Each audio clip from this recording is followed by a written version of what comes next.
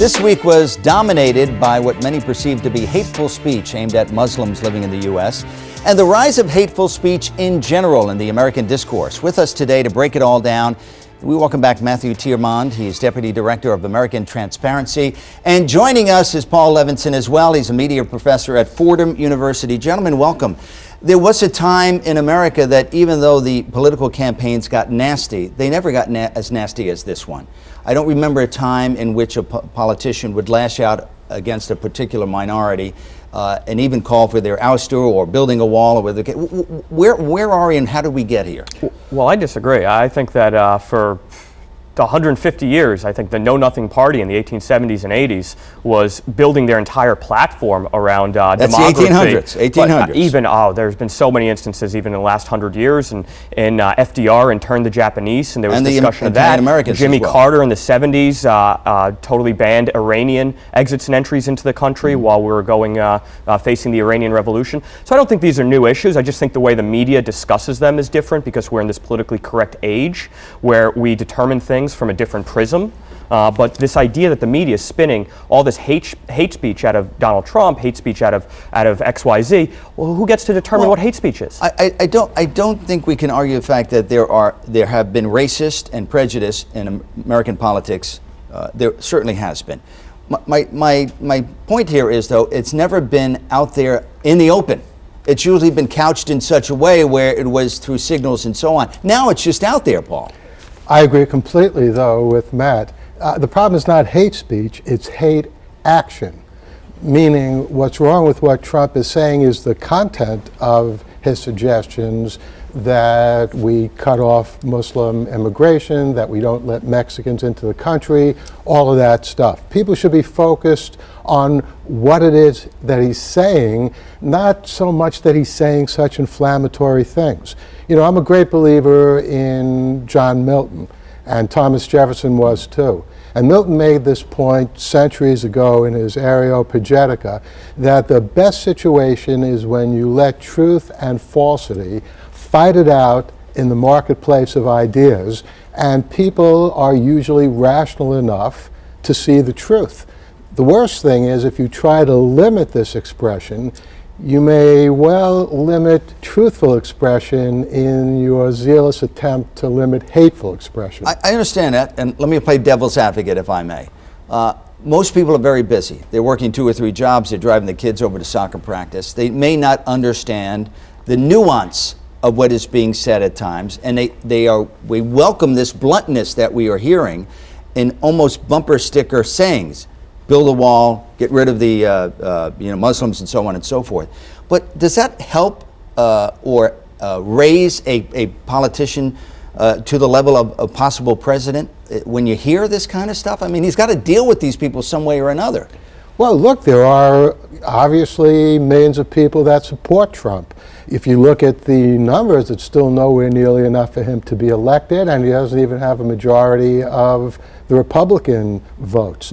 But I think that there is a lot of good done with this. For example, when Trump was first saying we should cut off all Muslim refugees that come into this country, refugees from Syria, what that did is it got people to look at the situation more carefully, and it turns out that refugees were never the problem. The problem are people who have visas. The problem, if you look at what happened in San Bernardino, is this guy, this murderer, was an American citizen. His wife got a fiancé visa and so forth. So the issue is much deeper than what Trump is jabbering about, but that actually does some good because it gets people to focus on the issues. Well, would you find this, for lack of a better word, for the American public at least refreshing when somebody says that? Well, I think people are very, very fed up with the politically correct mechanisms that have been implanted by paternalistic levels of society, so the government and the academy. One of the big stories of 2015 is the political correctness on the elite ivory tower college campuses of this country, which for hundreds of years were the laboratories of free discourse. They were the places you went to test the boundaries of ideas, ideology, and speech. And now because if you look, I personally view this as a coming full circle from the countercultural revolution in the 1960s, and those who were fighting for these politically correct ideals as college students are now in charge of the academy. So now they're implementing speech codes, which is absolutely anathema to the idea of academic discourse. I think that people seeing this in this country are very, very frustrated with our quote-unquote enlightened and elite betters telling us what to think. So when Trump comes in and says the things he's saying, some of the things need to be said. You know, the idea of controlling our southern border, now the way he's distributed this conversation point has been certainly crass, but it was an idea that has been totally relegated to the dustbin by those in charge of the government for the last 8 years, the porousness of the border, and he's bringing attention to it. And I, for one, applaud him for it, because I don't believe you have a country without a firm border. Well, Trump was not without his critics this week. There's no doubt about that. Let's take a look at a soundbite right now of at least two of his opponents, one Democrat, one Republican. Let's take a look here and see what we have, and then we'll discuss this on the back. There is no question that, you know, hateful rhetoric, no matter which side it comes from, right or left, is something that is detrimental to our society. Some candidates in this race are resorting to ugly, hateful rhetoric. We've experienced so much hateful language, hateful speech. Such a negative environment has been created around the work that Planned Parenthood does. Now, that last woman you saw was Vicki Smith, who's the head of the Planned Parenthood. They've been getting a lot of hateful, or what they describe as hateful emails from people who are riled up, basically in the Republican Party, about the funding for Planned Parenthood. Is this one of the offshoots of what you would call free and blunt speech by these presidential candidates, that citizens or residents feel as though that they could shoot out hateful emails at anybody? The problem in that situation, in that horrendous situation in Colorado, is that this lunatic was able to get a gun. That's what the problem is. It was not the speech. People are entitled to have whatever heinous ideas they may have, and in our country, and I think it's for the better, they're also entitled to communicate those ideas. What they're not entitled to do is to kill people.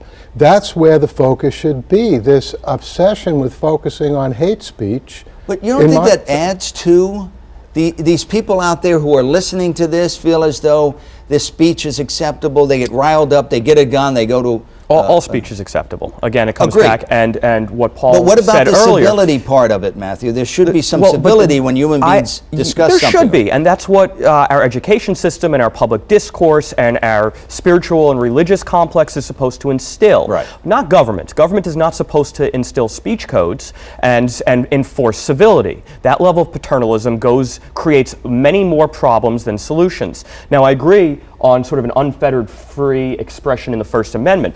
But my view is that the First Amendment is absolutely the primary basis of free society.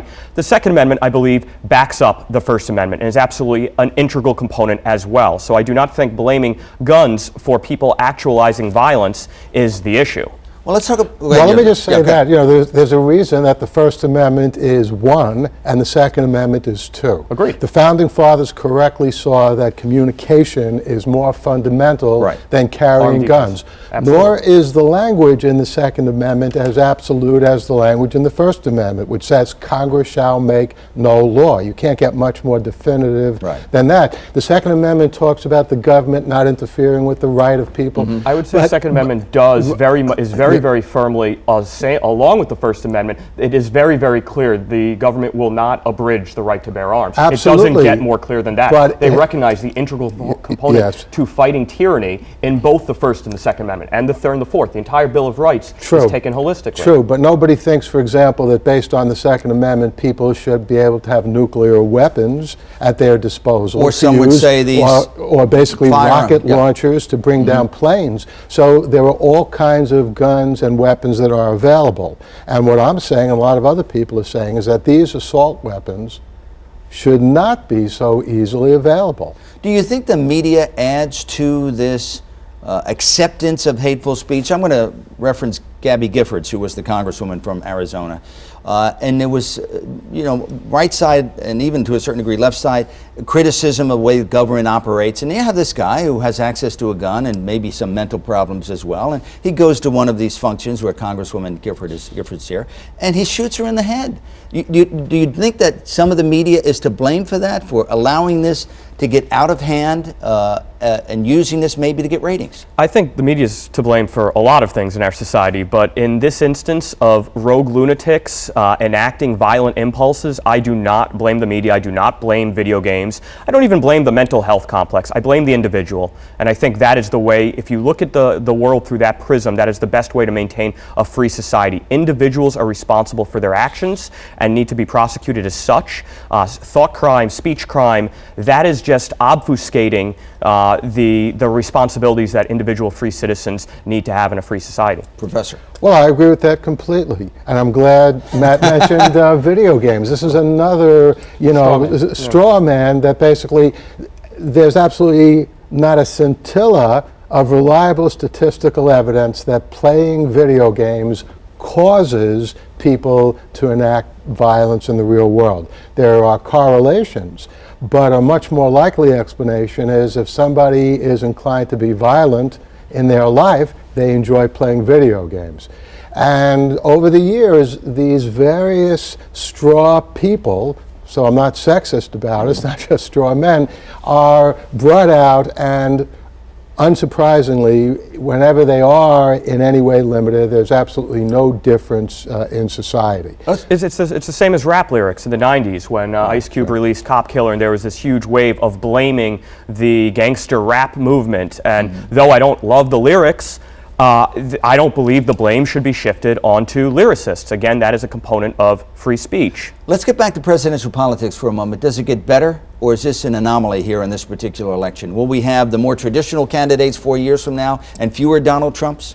No, the reverse. Yeah, I think Donald Trump, and this is one of the good things about the Trump candidacy, as we've been talking about, he has opened up the political dialogue to frank discussion. I disagree with almost everything that Trump says. I don't particularly like him personally. I think he's braggadocious. Often he sounds like a complete idiot and says things that are totally wrong, but good. This is what the democratic process is about. Not having candidates spout these canned platitudes and statements that some kind of think tank has written out for them, and they can barely even say the words. That's what we're coming from in many cases. Well, you're describing a candidate who's just telling it like it is. And on the flip side, you have a Hillary Clinton who almost seems robotic at times. Oh, absolutely. She's 100% I would wonder what a race between the two of them would look like. I think that Donald Trump, honestly, given his ability to connect with audiences, the man invented reality television, celebrity TV. I mean, he really knows how to communicate into a camera. I think he would absolutely crush her in debates. I mean, he would say all the things that most politicians would stay above the fray on about her scandals, and I think that would be refreshing. Ultimately, I do not think he will be the GOP nominee, and I think it will actually be Ted Cruz, who is one of the great debaters of our age, and he will also wipe the floor. Well, they're already talking about a brokered convention. Yes, well, interestingly, I think Trump is a pretty poor debater. Actually, I hope he hears this. Maybe he'll attack me. I could use publicity. But if you look at the actual debates, and there's one coming up in a couple of days, Trump is wooden up there. He's not a good debater. That's why he wanted to limit the time of the debates. So I think one-on-one Hillary would probably You don't think he's a good debater? No, I don't. He's great about making provocative statements. And bumper sticker statements, that's for correct. sure. But when it comes to what we're doing right now, two or more people talking, he's at best okay. All right, we have about a minute left. I would submit to both of you that I think that the vast majority of the general public does not have the patience to understand a more detail, because they're busy and they have things to do, or haven't really followed up on things, to understand the detail and nuance of a particular issue. If somebody says A and somebody says B, that's all they need to know. I'm going to go with the person who said A or the person who said B. Would you agree? We got about 30 seconds. I think that is probably the way things are going to shake out in the general left-right divide. But the GOP nomination process is going to be very heated and going to be very nuanced on detail, whether it's the presumptive establishment candidate now, Marco Rubio, Ted Cruz, or Donald Trump. There's a lot of deviation in what all of them say. It will be interesting. Rest assured, it will be. Gentlemen, thank you very much. Thank you. And when we come back on Fresh Outlook, when we continue, we'll take a closer look at the good work that Fair Trade USA is doing right now. We'll explain when we come back.